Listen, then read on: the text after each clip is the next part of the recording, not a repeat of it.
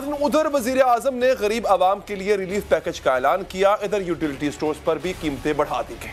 बिजली भी ₹1.68 फी यूनिट महंगी करने की तैयारी कर ली गई है। रोजाना जंग के मुताबिक इजाफे की सूरत बिजली का औसत टैरिफ ₹15.36 फी यूनिट हो जाएगा।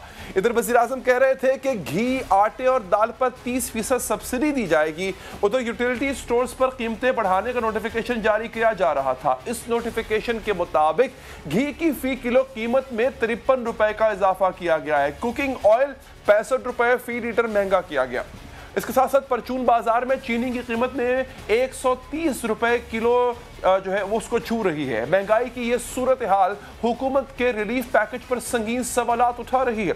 रिलीफ के ऐलान के साथ ही महंगाई मजीद बढ़ा दी गई है। ₹120 अरब का ये रिलीफ पैकेज 6 माह तक जारी रहेगा। कामयाब पाकिस्तान प्रोग्राम के तहत मजीद 1400 अरब रुपए मुख्तस किए गए। 40 लाख मुस्तहिक खानदानों को घरों की तामीर के लिए बिला सूद कर्जे दिए जाएंगे। स्कॉलरशिप प्रोग्राम भी जारी किया जा रहा है, जिसके तहत 60 लाख वज़ाइफ के लिए 47 अरब रुपए मुख्तस किए गए। दिसंबर तक इस्लामाबाद के शहरियों को सेहत इंसाफ कार्ड दिए जाएंगे। मार्च 2022 तक पूरे सूबा पंजाब में सेहत इंसाफ कार्ड का इजरा कर दिया जाए। एक पैकेज लेके आ रहे हैं और वो पैकेज है 2 करोड़ खानदानों के लिए और वो अफेक्ट करेगा तकरीबन 13 करोड़ पाकिस्तानियों को। और ये पैकेज है 120 अरब रुपए का जो फेडरल और प्रोविंशियल गवर्नमेंट मिल के दे रही है। इसमें हम 3 खाने पीने की जो सबसे ज़्यादा ज़रूरी चीज़ें हैं, घी, आटा और दाल, इसमें आप दुकान में जाके इस पे 30% आपको डिस्काउंट मिलेगा और ये इंशाल्लाह अगले 6 महीने तक है। वज़ीर आज़म की जानिब से रिलीफ पैकेज का ऐलान करना बहुत अच्छा अमल है, लेकिन इस अमल पर बहुत से सवालात भी उठते हैं। 120 अरब रुपए का रिलीफ हुकूमत अपनी जेब से देगी। हुकूमत की जेब में ये पैसा कहां से आएगा? जाहिर है आवाम की जेब से आएगा। हुकूमत टैक्स की सूरत आवाम से जो पैसा वसूल करती है, इसी में से चंद अरब रिलीफ की सूरत आवाम को लौटा देगी। अभी जुलाई से अक्टूबर तक हुकूमत ने 1840 अरब रुपए टैक्स वसूल किया है। 37% हमारा टैक्स के अंदर इजाफा हुआ है। हमारा जो टारगेट है टैक्स का, अल्लाह का खास करम है कि हम उस टारगेट से ऊपर जा रहे हैं। ये बड़ा कम हुआ है पाकिस्तान में। नाज़रीन, एक टैक्स वो होता है जो हुकूमत उन लोगों से वसूल करती है जिनकी आमदनी काबिले टैक्स होती है। ये टैक्स आमदन पर वसूल किया जाता है। इसके अलावा हुकूमत इनडायरेक्ट टैक्स भी लेती है। किसी चीज पर कस्टम ड्यूटी या सेल्स टैक्स लगाकर टैक्स इकट्ठा किया जाता है। रोजनामा डॉन के मुताबिक कुल वसूल किए गए टैक्सेस का 60% हिस्सा इनडायरेक्ट टैक्सेस से आता है। ये टैक्स इन अशिया की कीमत पर वसूल किया जाता है जो सब इस्तेमाल करते हैं। सादा लफ्जों में बयान किया जाए तो इनडायरेक्ट टैक्स गरीबों से भी वसूल किया जाता है। एक आम आदमी माचिस की डिब्बी से लेकर कोई जूती भी अगर खरीदता है तो हुकूमत को टैक्स देता है। गोया एक ही वक्त में गरीब आवाम हुकूमत से रिलीफ भी ले रही होगी और इनडायरेक्टली हुकूमत को टैक्स भी दे रही होगी। ऊपर से गैस का मसला भी आने वाला है और पहले से महंगा पेट्रोल भी मजीद महंगा होने जा रहा है। अभी सर्दियां आ रही है और हमें गैस का मसला आने वाला है। पाकिस्तान में जो आपके घरों में गैस जा रही है उसकी कोई कीमत नहीं बढ़ी। कीमत तो बढ़ रही है वो जो हम बाहर से गैस इंपोर्ट कर रहे हैं। हमें पेट्रोल बढ़ाना पड़ेगा क्योंकि हम अगर पेट्रोल नहीं बढ़ाते तो हमारा खसारा बढ़ता जा रहा है। और ये भी एक हकीकत है कि पेट्रोल और बिजली की कीमत किसी भी चीज की कीमत में अपना किरदार अदा करते हैं। कोई चीज कितनी की बनी है, इसे मार्केट तक पहुंचाने में कितना खर्चा आएगा, इसका आदारोमदार बिजली और पेट्रोल की कीमत पर होता है। तो जब मुल्क में बिजली और पेट्रोल महंगा हो जाएगा तो जिन चीजों की कीमत पर हुकूमत ने रिलीफ दिया है ये भी तो मजीद महंगी हो जाएंगी। ताहम हुकूमत का यह दावा है कि मुल्क में चीजों की कीमतें अभी भी दीगर ममालिक से कम है। हिंदुस्तान के अंदर तेल की कीमत है 250 रुपए लीटर। बांग्लादेश में तेल की कीमत है 200 रुपए लीटर। पाकिस्तान में तेल की कीमत है 138 रुपए लीटर।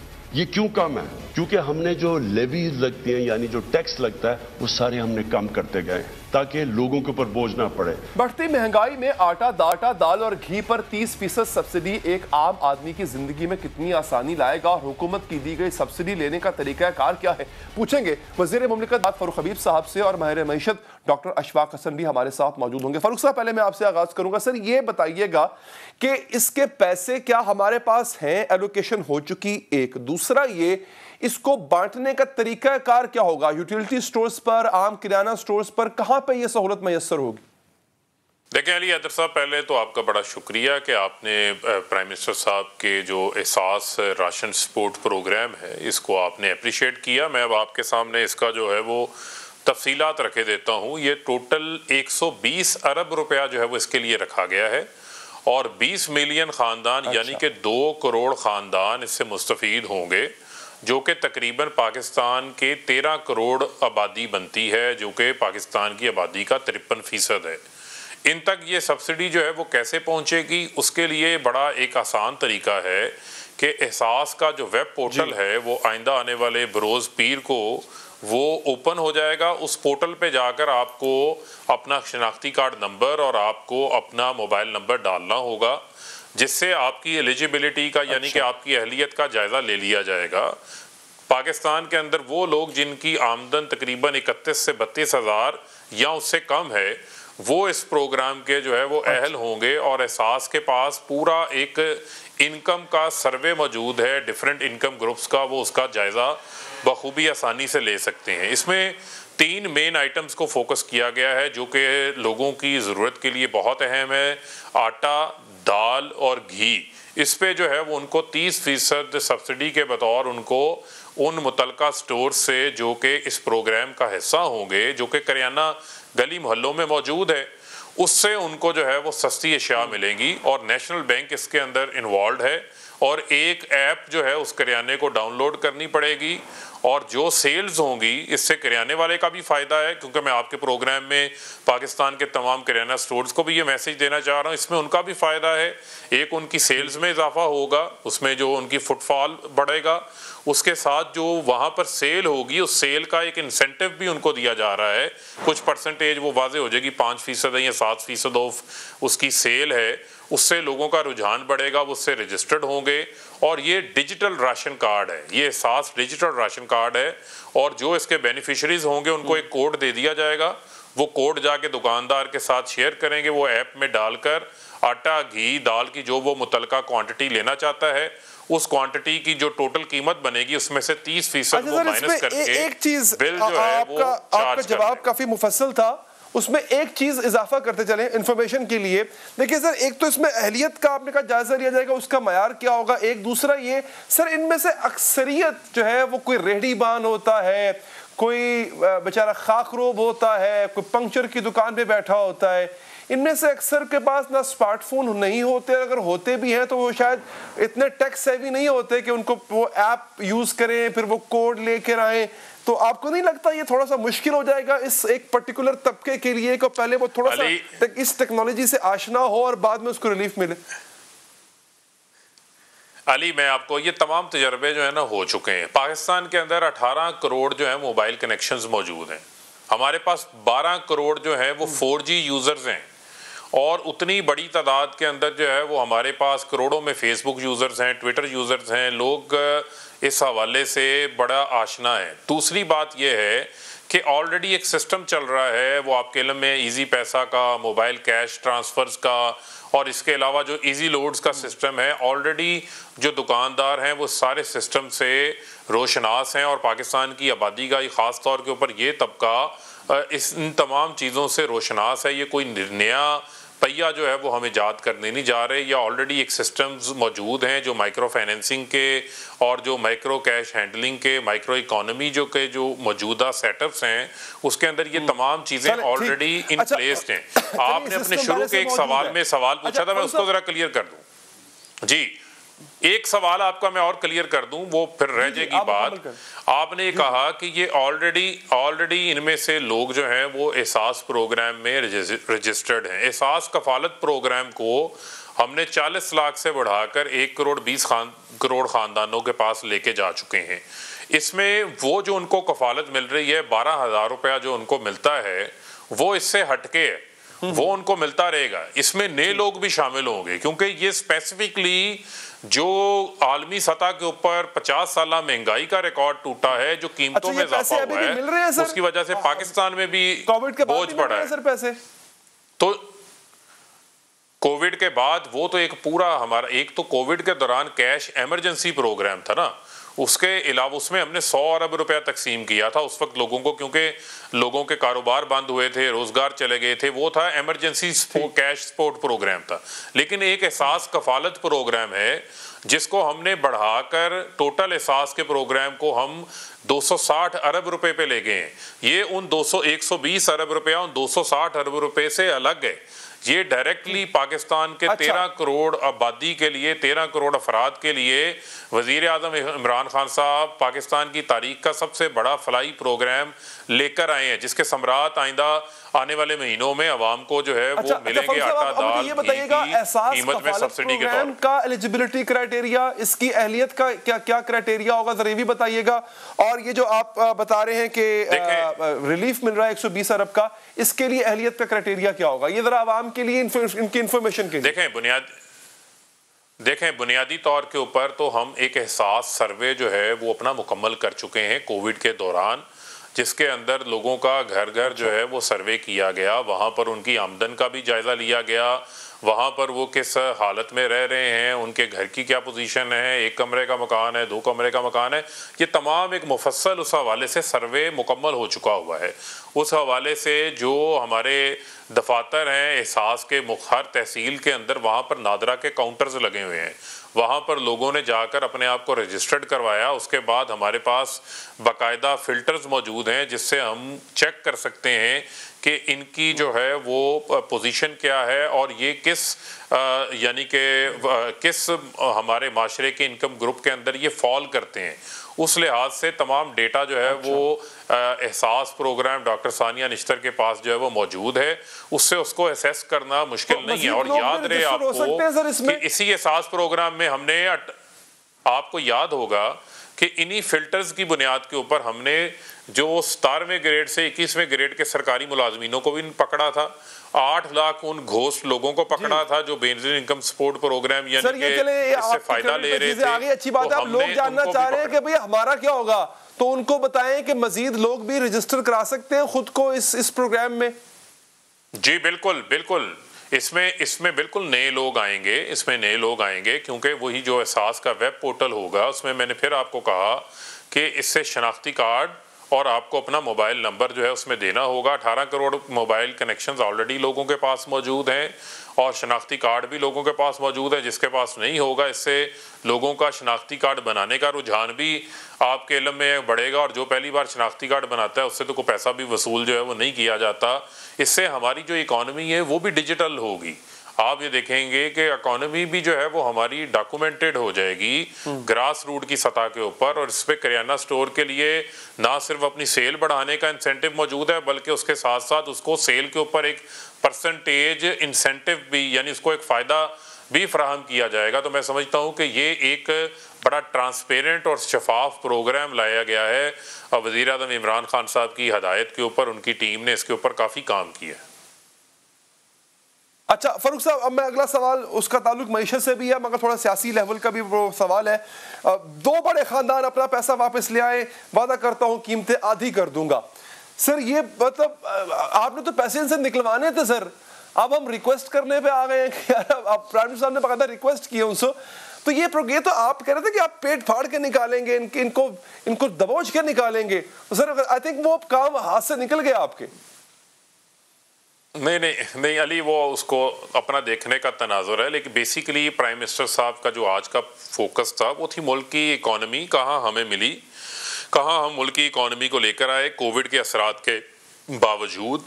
उसके बाद उन्होंने सिर्फ अपोजिशन को ज़रा एक सॉफ्ट टोन के अंदर उनको एक मैसेज दिया। ये एक सॉफ्ट टोन थी उनकी, जिसमें उन्होंने नरम लहजे में उनको ये कहा कि बड़ी बड़ी इंपोर्टेड गाड़ियों में गुची प्राडा के बड़े बड़े इंपोर्टेड बैग्स लेकर आप महंगाई के ख़िलाफ़ एहतजाज तो कर रहे हैं, तो मगरमच्छ के आंसू तो बहा रहे हैं, लेकिन जो कौम का लूटा हुआ पैसा बाहर पड़ा है वो भी वापस ले आए। तो हो सकता है कि आपके एहतजाज को अवाम जो है वो फिर हकीकी मान ले।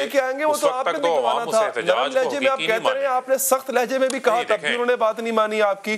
तो सर आपने तो कहा था कि 200 अरब में तकरीर है वज़ीर आज़म साहब की कि मैं जिस दिन आऊंगा 200 अरब रुपया जो बाहर के बैंकों में पड़ा है वापस आ जाएगा सर, तो वो तो नहीं आया।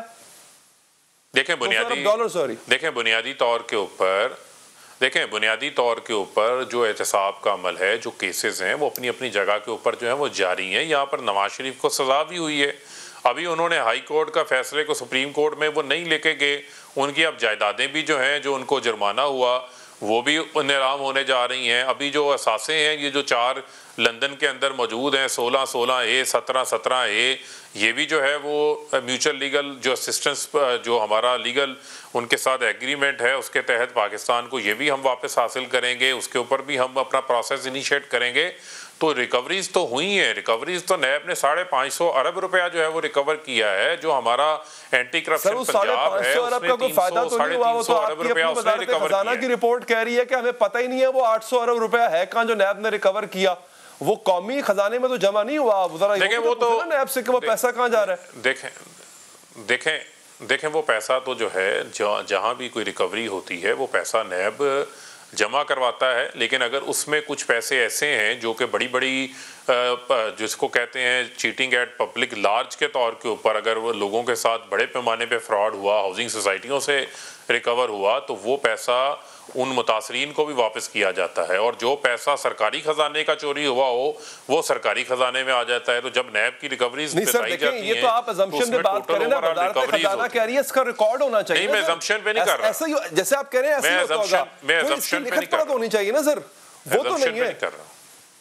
नहीं, देखें उसमें तो वजारत खजाना कंप्लेन क्यों कर रही थी? जो रिकॉर्ड है उसमें जो उसका तमाम तर जो रिकॉर्ड है वो वजारत ख़जाना का ये काम है। अगर सरकारी ख़जाने में पैसे जमा हुए हैं उसको असेस करें और जो नैब ने रिकवरीज की हैं उसको भी सामने लेकर आएँ।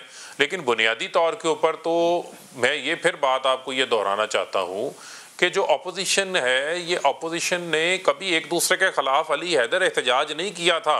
पीपल्स पार्टी के 5 साल बदतरीन थे, लोड शेडिंग थी, बहरान थे, लेकिन PMLN ने कोई लॉन्ग मार्च नहीं किया, कोई एहतजाज नहीं किया। PMLN की हुकूमत में पेट्रोल ऊपर चला गया, चीनी की प्राइसेस ऊपर गई, बड़े पनामा आ गया, उसके बाद बड़े मौके आए, लेकिन पीपल्स पार्टी ने 5 साल एहतजाज नहीं किया। और फजल रहमान दोनों हुकूमतों में मज़े करते रहे। तो आज जो एहतजाज का मामला इनको याद आता है, वो बार बार इसी वजह से याद आता है कि इनके केसेस बंद नहीं हो रहे। इमरान खान जो है वो इनको इक़्तिदार में शराकत दारी नहीं दे रहे। आपको याद होगा उन्होंने ये भी जरदारी साहब के लिए तो कहा वो पंखा देखे ना, सुन तो लेना, तो वो फिर पंखा ही रह गया। और उसके बाद आपने देखा कि तीतर और बटेरों के नाश्ते शुरू हो गए थे। वो पेट तो नहीं फाड़ा उन्होंने फिर 5 साल में, उन्होंने फाड़ना था ना। फिर नवाज शरीफ साहब ने कहा मेरा छोटा भाई जज्बाती बहुत है, जिनको आप कातिल लीग कहते थे उनको साथ मिला लिया, जिनको आप सियासत नहीं है जनाब ये देखें सियासत नहीं है, गलत करने वाले हैं उनको आपने साथ मिला लिया। सियासत में तो फिर ऐसा होता ही है सर। नहीं, पंजाब का सबसे बड़ा डॉक्टर साहब कहते हैं वो भी आज आपके साथ है, तो ये तो सर फिर अली सुन लेना, फैक्ट्स को जो है वो स्ट्रेट कर लेते हैं। जहाँ तक रही बात जो है वो अल्ताफ हुसैन की, तो अल्ताफ हुसैन को चैलेंज किसने किया था इस मुल्क में? इमरान खान ने किया था। कराची जाने के ऊपर पाबंदी किसके ऊपर थी? इमरान खान के ऊपर थी। स्कॉटलैंड यार्ड के ऊपर केस कौन लेके गया था? इमरान खान लेके गया था। उस वक्त तो मीडिया के अंदर भी इतनी जरूरत नहीं होती थी कि वो अल्ताफ हुसैन के बारे में जो है वो बात कर सके। 2-2, 3-3 घंटे लाइव विदाउट हेडलाइंस उनकी तकारीरें चला करती थी। तो उसका क्रेडिट आप हमें दें, हमने लोगों का खौफ जो है वहाँ पर तोड़ा है। बुनियादी तौर के ऊपर जो अब MQM है वो उसका हिस्सा नहीं है, इन मामलात में वो शामिल है, वो हमारे इत्तेहादी हैं, हम उनको अपने साथ लेके जो है वो चल रहे हैं। जहाँ तक रह गई बात मईशत के हवाले से, वज़ीर-ए-आज़म साहब ने आज भी एम्फसाइज़ किया हमारे मईशत के इंडिकेटर्स पॉजिटिव हैं। हमारी एक्सपोर्ट्स जो पिछले 4 माह के अंदर जो है वो $9.5 अरब के ऊपर जो है वो पहुंच गई। लास्ट टाइम हमने रिकॉर्ड एक्सपोर्ट्स की, रेमिटेंसेस में रिकॉर्ड इजाफा हुआ। फारूक साहब बहुत बहुत शुक्रिया आपके कीमती वक्त का। डॉक्टर अशफाक हसन से पूछते हैं कि क्या हमारी मईशत ये सब्सिडी का बोझ बर्दाश्त कर पाएगी? डॉक्टर साहब बहुत शुक्रिया आपका। सर ये 120 अरब की गैर रिलीफ पैकेज और 1400 अरब का जो एक पाकिस्तान के नौजवान के लिए उनकी हुनरमंद उनको बनाने के लिए जो पैकेज अनाउंस किया गया है, क्या ये हम इसको अफोर्ड कर सकते हैं? क्योंकि इसके लिए फिर हमें टैक्सेस बढ़ाने पड़ेंगे तो फिर आवाम की जेब से ही पैसा निकलेगा, बात वहीं पे आ जाएगी। तो इस वक्त नेशनल एक्सचेकर में इतनी हमारे पास गुंजाइश है डॉक्टर साहब?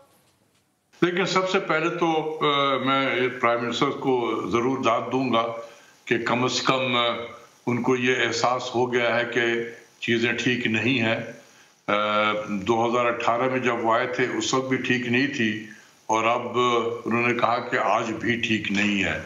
तो ये एक एक्नॉलेजमेंट ऑफ द फैक्ट है कि कम से कम हमारे वजीर आजम साहब को ये अब एहसास हो गया है कि चीज़ें ठीक नहीं है।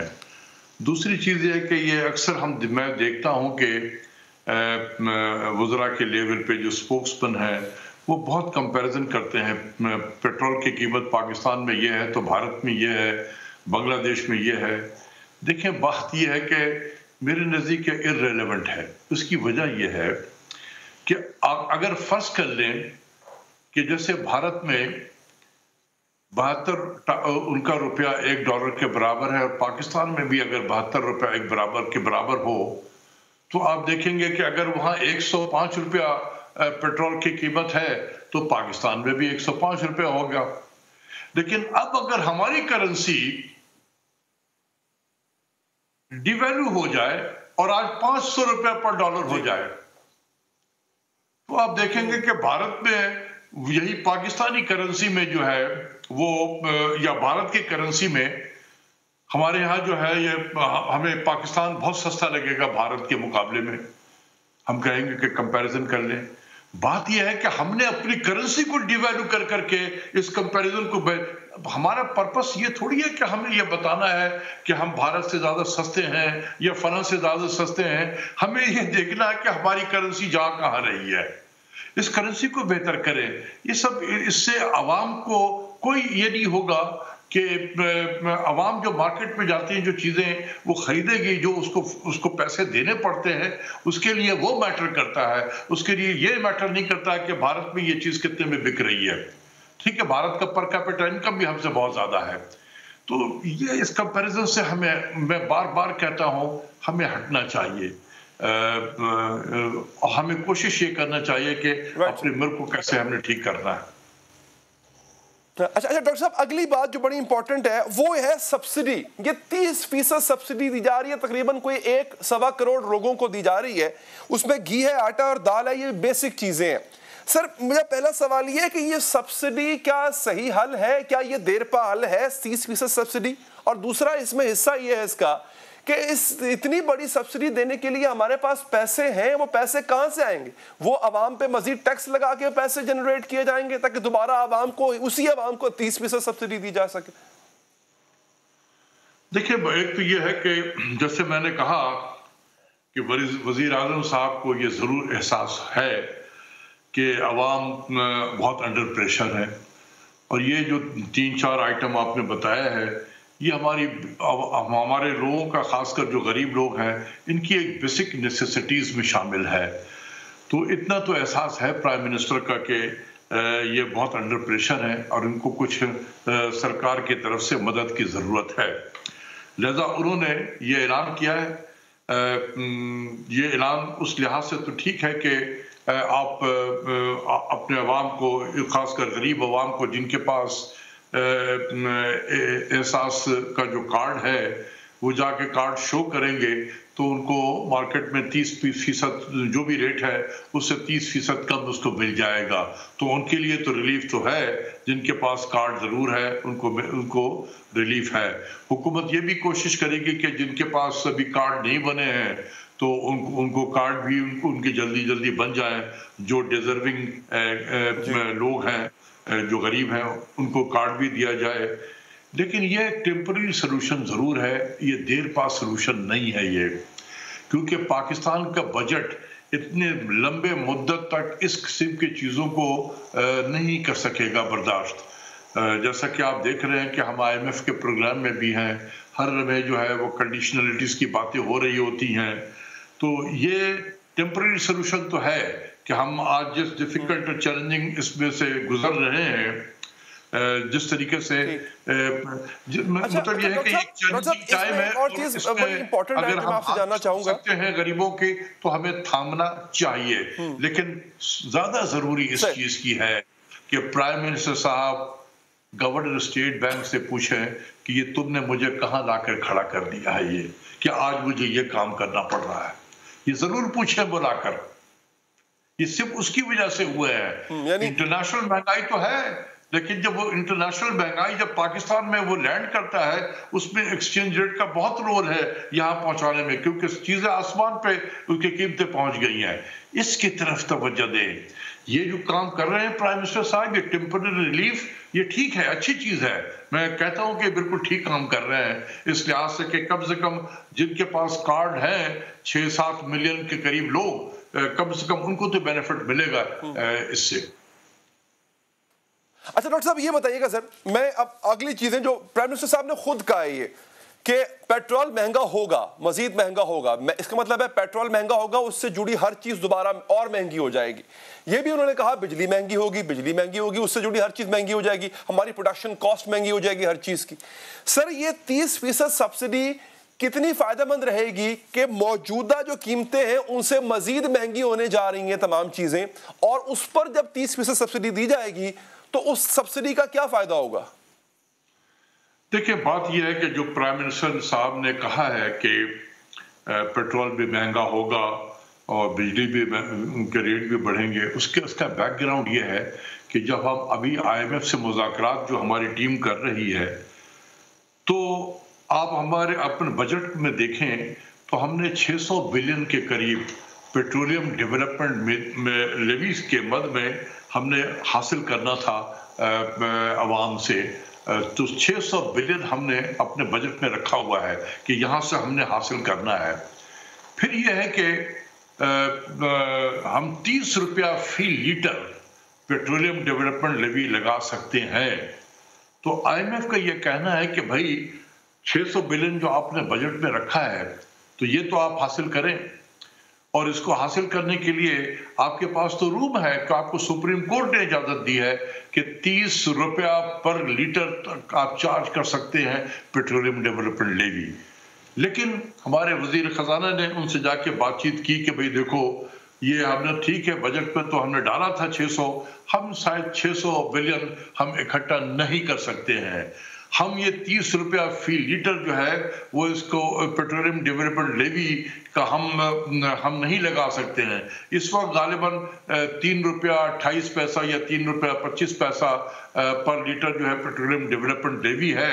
इस पे गवर्नमेंट जो है अगर इसको बढ़ाना उस वक्त भी चाहती तो ये पेट्रोल की कीमत और बढ़ जाती हमारी। तो लेकिन गवर्नमेंट ने उसको अपने रेवेन्यू को लॉस जरूर किया, इसकी वजह से जो IMF ने जिसकी तरफ इशारा किया, तो अब कोई एग्रीमेंट हो गई है कि 2 कदम आप पीछे हटे, 2 कदम हम आगे बढ़ते हैं। तो अगर हमने 600 इकट्ठा नहीं करना है तो उससे कुछ हम कम इकट्ठा करेंगे। हमने अगर 30 रुपये फी लीटर पेट्रोलियम डेवलपमेंट लेवी नहीं लगानी है तो शायद हम उससे कुछ कम करें। लेकिन ये 3 रुपया 28 पैसे जो अभी लगा रहे हैं, इससे अगर ज्यादा हम लगाएंगे तो नेचुरली पेट्रोल की कीमत बढ़ेगी। तो ये मैं कहता हूं कि ये प्राइम मिनिस्टर साहब ने पहले से आवाम को बता दिया कि भाई ये होगा। तो बात यह कि कहते हैं ना कि इस तरह तो होता है, इस तरह के कामों में हम जब IMF में गए हैं तो फिर उनकी कंडीशन को भी इम्प्लीमेंट करें। दूसरा उन्होंने बिजली का कहा है। लेकिन सर देखिए डॉक्टर साहब, देखिए हमें लेवी के बाद में अब मजीद टैक्सेस भी देना होंगे जिससे पेट्रोल महंगा होगा। अच्छा सर, गवर्नमेंट ने 1400 अरब रुपए का ऐलान किया है कामयाब पाकिस्तान प्रोग्राम के लिए, 30% सब्सिडी दे रहे हैं जरूरी अशिया के ऊपर। सर ये सारा पैसा जो है, मेरा सवाल पहले भी ये था, ये सारा पैसा आएगा आवाम, कितनी आवाम है हमारे मुल्क की जो डायरेक्ट इनकम टैक्स देती है? बहुत कलील सी आवाम है सर। हाँ, इनडायरेक्ट जो इनकम टैक्स जो टैक्स अदा करते हैं वो सब आप और मैं अगर माचिस की डिबिया भी लेते हैं तो इनडायरेक्ट टैक्स उस पर अदा करते हैं। तो सर फिर यहां से इस सब्सिडी को देने के लिए, ये 1400 अरब रुपए आवाम को रिलीफ देने के लिए इनको टैक्सेस में इजाफा करना पड़ेगा, अब इनडायरेक्ट टैक्सेस में और टैक्स नेट को बढ़ाना पड़ेगा। तो सर बात तो वहीं आ जाएगी। तो फिर रिलीफ कहां नजर आएगा हमें जब आवाम से ही लेके दोबारा आवाम पे खर्च करना है? तो उसमें रिलीफ तो ना हुआ। देखिए बात यह है कि आई डोंट नो कि 1400 बिलियन को प्राइम मिनिस्टर ने, आई एम श्योर कि मिनिस्ट्री ऑफ फाइनेंस ने ही दिया होगा नंबर कि इतने हमें पैसे चाहिए होंगे इस प्रोजेक्ट के लिए। क्या ये पॉसिबल है अंडर द IMF प्रोग्राम? ये सोचने की चीज़ है। मेरा नहीं ख्याल है कि एक साल में ये 1400 बिलियन हम दे देंगे। ये है कि आहिस्ता आहिस्ता ये बढ़ता जाएगा। जैसे जैसे ये कामयाब पाकिस्तान चलता जाएगा, ज़्यादा से ज़्यादा लोग आते जाएंगे, तो ये फिर उसी में से ये पैसा देते जाएंगे उनको। तो ये 1400 अरब रुपया हर साल के लिए गालिबन नहीं है, ये total size of the project है, जो may be in 5-10 years Pakistan programme के लिए होगा। बिल्कुल, ये उसी के मैं बात कर रहा हूँ। तो अगर ठीक है, अगर इससे हमारे नौजवानों को कोई कारोबार कर सकते हों और अपना सेल्फ एम्प्लॉयड हो सकते हैं तो अच्छी चीज़ है। लेकिन ये मैं आपको बता दूं कि ये 1400 बिलियन एक साल में हम कोई भी हुकूमत नहीं दे सकती है। लेकिन यह है कि ये साइज ऑफ द प्रोजेक्ट है 1400 बिलियन, जो जैसे जैसे वक्त गुजरता जाएगा ज़्यादा से ज़्यादा नौजवान इसमें अगर शामिल होते हुए जाएंगे, इस कामयाब नौजवान प्रोग्राम में शामिल होंगे, तो वैसे वैसे जरूरत ज्यादा होगी पैसे की। तो एक ईयर मार्क कर दिया है, कोई जरूरी नहीं है कि ये 1 साल में 2 साल में हो जाए, may be 3 to 5 years time में हम इतना पैसा डिस्ट्रीब्यूट कर चुके होंगे। डॉक्टर साहब, बहुत बहुत शुक्रिया आपके कीमती वक्त का। एक वक्फा लेंगे, वक्फे के बाद आपको बताएंगे कि जाली सिमों के जरिए किस तरह से पाक फौज को बदनाम करने की कोशिश की जा रही है। जाली सिमों का इस्तेमाल अभी मौजूदा TLP के धरने में किस तरह किया गया, ये सब आपको बताएंगे इस वक्फे के बाद। नाज़रीन, टेक्नोलॉजी ने जहां आम आवाम के लिए आसानियां पैदा की हैं, वहीं नित नए फ्रॉड्स भी सामने आ रहे हैं। इसी टेक्नोलॉजी की मदद से ऐसे फ्रॉड्स फरोग पा रहे हैं। FIA साइबर क्राइम कराची की जानिब से जाली शनाख्ती कार्ड पर मोबाइल सिम निकालने वाले एक गिरोह को गिरफ्तार किया गया। हुकाम के मुताबिक ये गिरोह थरपारकर से कराची तक नेटवर्क चला रहा था। गिरोह लोगों को तहाइफ NGOs के नाम पर बेवकूफ बनाकर अंगूठों के निशान लेता, फिर उन निशानात और डेटा की मदद से सिम जारी करके जुराइम पेशा अफराद को दी जाती। इब्तदाई तफ्तीश के मुताबिक पकड़े जाने वाले मुल्जिमान मखसूस ऑयल मशीन पर लगाकर फिंगरप्रिंट्स हासिल करते और फिर इसकी मदद से सिम्स एक्टिवेट करके अपने मज़मूम मकासद की तकमील करते थे। मुख्तलिफ मोबाइल ऑपरेटर्स की फ्रेंचाइज भी इस घिनौने जुर्म के फरोग में मुलव्विस पाई गई। Additional director FIA Imran Riaz के मुताबिक मुल्जिमान से 1500 गैर कानूनी सिम और 5 बायोमेट्रिक डिवाइसेस बरामद की गई हैं, जबकि 2 फ्रेंचाइजेस को सील किया गया। FIA हुकाम के मुताबिक बेनज़ीर इनकम सपोर्ट और एहसास प्रोग्राम के नाम पर लोगों से फ्रॉड किया जा रहा था। इस प्रोग्राम के नाम पर आम और सादा लॉ अफराद से शनाख्ती कार्ड और अंगूठे के निशान हासिल किए जाते थे। इन थंब इंप्रेशंस को जो कि पेपर पे लिए जाते थे, इनको मूव करता था घरों में एक जगह पे, जहां पे एक टीम दूसरी बैठी हुई थी। वहां पे हमने रेड किया उस टीम के ऊपर जो कि BVS डिवाइस के ऊपर ऑयल लगाती थी, और इस थंब इंप्रेशन को जो कि पेपर बेस्ड था, उस ऑयल की मदद से अंगूठा प्रेस करने के बाद BVS डिवाइस के अंदर इस थंब इंप्रेशन को ट्रांसमिट करती थी और साथ ही एक इलीगल सिम एक्टिवेट हो जाती थी। नाजरीन, हासिल किए गए डाटा की मदद से गैर कानूनी सिम्स निकलवाई जाती थी। इन सिम्स को माली फ्रॉड के लिए इस्तेमाल किया जाता था। गैर कानूनी सिम्स को भत्ता के लिए भी इस्तेमाल किया जा रहा था। गैर कानूनी सिम्स अगवा बराए तावान की कार्रवाइयों में भी इस्तेमाल की गई। FIA हुकाम के मुताबिक गैर कानूनी सिम्स की मदद से पाकिस्तान में अफवाज पाकिस्तान के खिलाफ मुल्क में मवाद फैलाया गया। तहरीक लब्बैक के धरने के दौरान भी इन्हीं गैर कानूनी सिम्स को इस्तेमाल करके ट्रेंड चलाए गए, वो फैलाया गया। जो धरने वगैरह सब दिए गए, जब उस पर भी हम लोग काम कर रहे थे, और जो लोग ट्रेंड्स चला रहे थे against arms forces, against the government, जो लोगों को इंस्टिगेट कर रहे थे, जब हम लोग उनको पकड़ने गए तो वहाँ भी अंदाज़ा हुआ कि मोस्टली केसेस में इलीगल सिम्स का इस्तेमाल ही किया गया है।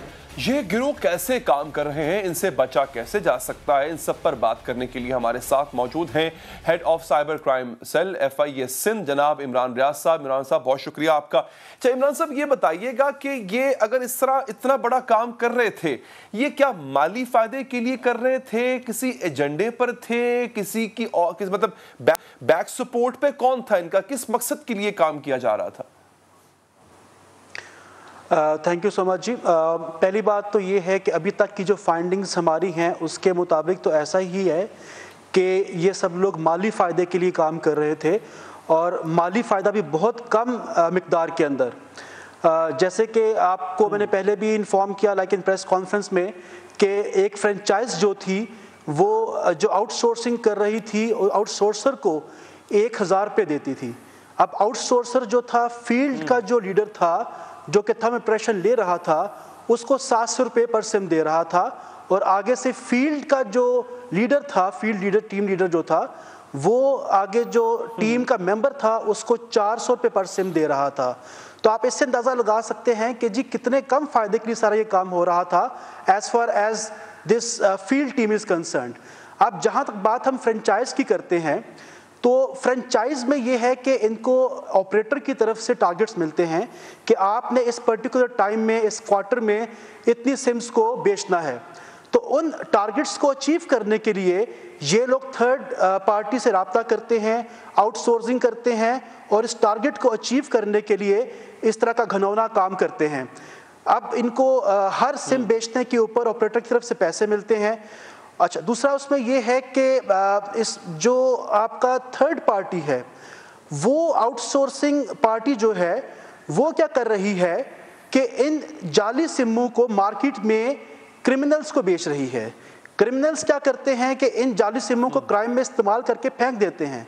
मिसाल के तौर पे अगर एक फाइनेंशियल फ्रॉड हुआ है, जब हम उसके पीछे जाते हैं तो हमारे पास दो ऑप्शंस होती हैं उसको चेक करने के लिए कि किसने क्राइम किया है। एक तो हम ये करते हैं कि चेक करते हैं कि ये नंबर किस आदमी के नाम के ऊपर है, और दूसरा हमारे पास उसकी लाइव लोकेशन को चेक करने का तरीकाकार होता है और हम उसको लाइव जाके कैच कर लेते हैं। अब जहाँ तक पहली बात है, चूंकि इलीगल सिम इशू हुई है, जब हम नादरा के एड्रेस पे उसके जाएंगे तो वो पर्टिकुलर खातून या मर्द बताएगा कि जी ये तो मेरे सिम नाम पे है ही नहीं है, मेरे नाम पे सिम सिर्फ ये है, मैं ये और ये काम करता हूँ। अब जहाँ तक लाइव लोकेशन की बात आती है, ये लोग चूंकि इजी कमिंग सिम्स होती हैं, तो ये लोग उस सिम को क्राइम में इस्तेमाल करने के बाद डिस्कार्ड कर देते हैं। तो इसलिए इस तरह के क्रिमिनल्स को पकड़ना इम्पॉसिबल हो जाता है and we don't get any catch. In fact जब मैं यहाँ पे इस पोजीशन पे आया तो हर जगह जो भी हम काम कर रहे थे, चाहे फाइनेंशियल फ्रॉड हो या मैंने भी जैसे जिक्र किया टीएलपी के धरने के हवाले से, उसमें जब हम लोगों को कैच करने की कोशिश कर रहे थे तो हमें इन तमाम चीज़ों में इस तरह की डिफ़िकल्टीज आ रही थी। तो इसलिए I was like after this network since many days, और अल्लाह का शुक्र है कि आज हमें इसे ब्रेक करने का मौका मिला। और इसके अलावा जो आपका आउटसोर्सर है, इसके और भी बड़ी लेग्स होंगी, अभी और भी बड़े इसके आर्म्स एंड रिसोर्सेज होंगे। ये हो सकता है अभी भी कुछ ऐसे इलाके हों जहां पर ये लोग इस तरह के लोग काम कर रहे हो। अच्छा, इससे बचा कैसे जाए? एक आम शख्स, एक आम सारिफ जो है वो किस तरह बच सकता है कि उसका शनाख्ती कार्ड या उसका थंब इम्प्रेशन कहीं इस तरह से इस्तेमाल ना हो पाए? देखें जी, पहली बात जो आपने सवाल पूछा रिगार्डिंग के जी ये और जगहों पे भी हो रहा है, definitely it is happening all across Pakistan. मैंने पहले बताया प्रेस कॉन्फ्रेंस के अंदर कि 70% जो क्राइम है इस वक्त पाकिस्तान में, बिलखसूस साइबर स्पेस के अंदर और बिल अमूम जो है आपका बाकी क्राइम जो है वो इन्हीं सिम्स के थ्रू हो रहा है। अब जैसे मिसाल के तौर पे आपके जो ट्रेंड्स चलाए जाते हैं पाक फौज के ख़िलाफ़ या पुलिस शोहदा के ख़िलाफ़, वो तमाम ट्रेंड्स भी यहीं से ही चलाए जा रहे हैं। अब जहाँ तक इनसे हमने जिस आउटसोर्स को हमने थर्ड पार्टी को अरेस्ट किया घारों से, उसके पास कराची की डिफरेंट फ्रेंचाइजेस जो हैं उनके कॉन्ट्रैक्ट्स थे। तो हम इस पे वर्किंग कर रहे हैं, आज ही मेरी टीम काम कर रही है पूरी रात, और हम इन सब पे रेड करेंगे। इस तरह की तमाम फ्रेंचाइजेस को हम सीज करेंगे और कोशिश करेंगे कि इस तरह के घिनौने फेल को कम से कम किया जा सके। आपका दूसरा सवाल था रिगार्डिंग कि जी लोग इससे बच किस तरीके से। जी देखिए, इससे बचने का तरीका जी उससे बचने का तरीका ये है कि हर बंदे को अवेयरनेस हो और वो हर बंदा फ्रिक्वेंटली अपने मैसेज भेज के चेक करता रहे कि जी अभी हमारे नाम पे आईडी कार्ड पे कितनी सिम्स हैं, और अगर वो इस तरह की कोई चीज़ एबनॉर्मली नोट करता है कि जी मेरे पास सिम एक है लेकिन मेरे नाम पे 4 सिम्स इशू हुई हैं, तो इस तरह की एबनॉर्मलिटी के केस में वो हमें रिपोर्ट कर सकता है, पीटीए को रिपोर्ट कर सकता है। सेकेंडली, मैं अवामुन्नास को ये मैसेज दूंगा जो लोग गांव देहातों में रहते हैं, दूर दराज के इलाकों में रहते हैं, कि वो लोगों की बात में ना आया करें। कोई मतलब फ्री चीज़ किसी को कोई भी नहीं देता है। अगर कोई किसी को कोई गिफ्ट दे रहा है या किसी को वो एक झूठा एहसास प्रोग्राम का मेंबर बनने की बात कर रहा है, तो ये सब एक वो लालच के तहत उनको अल्योर कर रहे होते हैं। तो इस तरह के लालच में बराए मेहरबानी ना आया करें, और आपका जो थंब इम्प्रेशन है वो एक बहुत मुकद्दस चीज़ है, उसको संभाल के रखें, उसको हर जगह हर किसी के हवाले ना कर दें और सबको थंब इम्प्रेशन ना दें। और जब भी कोई इस तरह का एनजीओ आता है तो उसके बारे में कंफर्मेशन कर लिया करें। सही सही, बिल्कुल ठीक। बहुत बहुत शुक्रिया साहब आपके कीमती वक्त का, और जिस तरह से आपने गाइड किया आपका बहुत बहुत शुक्रिया। एक वक्फा लेंगे, वक्फे के बाद आपको बताएंगे कि भारतीय खिलाड़ी विराट कोहली ने आखिर ऐसा क्या कर दिया कि हिंदू इंतहा पसंद उसकी फैमिली के पीछे, उसकी 9 माह की बेटी के पीछे पड़ गए हैं। आपको बताएंगे वक्फे के बाद।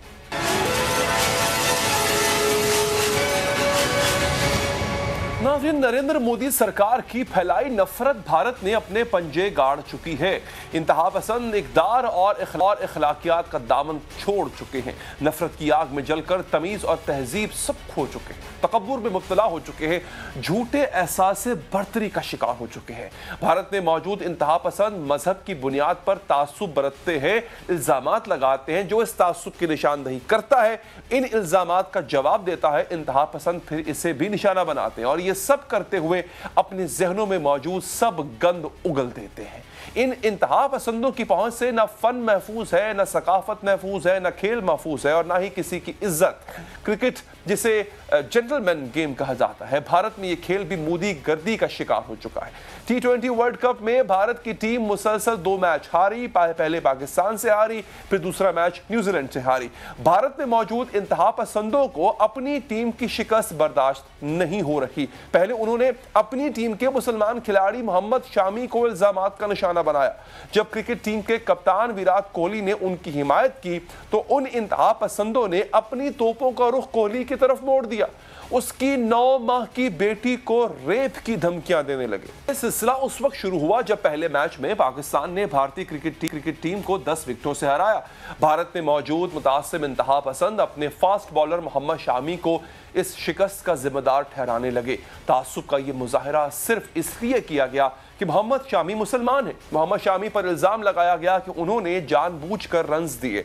यह इल्जाम लगाकर मोहम्मद शामी और मुल्क दुश्मन गद्दार भी कहा गया। का टीवी चैनल रिपब्लिक टीवी और इसका एंकर अर्नाब गोस्वामी, जिनकी वजह शोहरत ही बिला वजह चिल्लाना, गैर मंतकी सनसनीखेजी को सहाफत कहना और 5th फ्लोर पर चढ़ जाना, वो तो बहुत ही दूर की कौड़ी लाए हैं और इंतहा पसंदी का दिफा इंतहाई भोंडे अंदाज में करने की कोशिश की। उन्होंने कहा कि मोहम्मद शामी के खिलाफ बयानात बेशक भारत से दिए गए, लेकिन इनका सिलसिला पाकिस्तान से शुरू हुआ। मोहम्मद शामी को इनके मजहब की वजह से निशाना बनाया गया तो भारतीय टीम के कप्तान विराट कोहली सामने आए। उन्होंने मोहम्मद शामी की हिमायत में बयानात दिए। उन्होंने कहा, शामी हमारे अहम तरीन बॉलर हैं, उन्होंने हमें कई मैच जितवाए हैं, हम मोहम्मद शामी के साथ खड़े हैं और इनकी हिमायत करते हैं। विराट कोहली ने मजहब की बुनियाद पर किसी को तनकीद का निशाना बनाने को बदतरीन इंसानी रवैया करार दिया। इस हिमायत पर कोहली खुद भी इन इंतहा पसंदों की पस्त जहनियत का शिकार हुए। ताहम पाकिस्तान की जानिब से तासुब की बजाय रवादारी और मोहब्बत का बर्ताव ही सामने आया। विराट कोहली की बेटी को धमकियों पर इजहार मजम्मत किया गया। वहाँ से ये सुना कि जी विराट कोहली की जो उनसी बेटी है उसके लिए थ्रेट्स आ रहे हैं, ये वो। भाई ये खेल है, हम सारे जो उनसे प्लेयर्स हैं कि जी ठीक है, कुछ इंडिया के कुछ पाकिस्तान है, लेकिन हम सारी एक कम्युनिटी हैं, हम एक भारत में इंतहा पसंदी नाकाबिले बर्दाश्त हद तक बढ़ चुकी है। सितंबर में नफरत फैलाने पर 22 लाख भारतीयों के व्हाट्सएप अकाउंट बंद किए गए। जब भारतीय टीम शिकस्त खाती है, इंतहा पसंद आपे से बाहर हो जाते हैं। माजी में भी भारतीय खिलाड़ियों के घरों पर हमले किए गए। गुज़िश्ता साल इंडियन प्रीमियर लीग में शिकस्त पर महेंद्र सिंह धोनी की नन्ही बेटी को भी रेप की धमकियां दी गई थी। प्रोग्राम का वक्त यहां पर खत्म हो जाता है। मुझे दीजिए इजाजत। अल्लाह निगहबान।